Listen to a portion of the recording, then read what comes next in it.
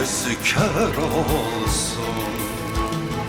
Hiç bağlanır mıydım çocuklar gibi? Ah, bu şarkıların gözü kör olsun.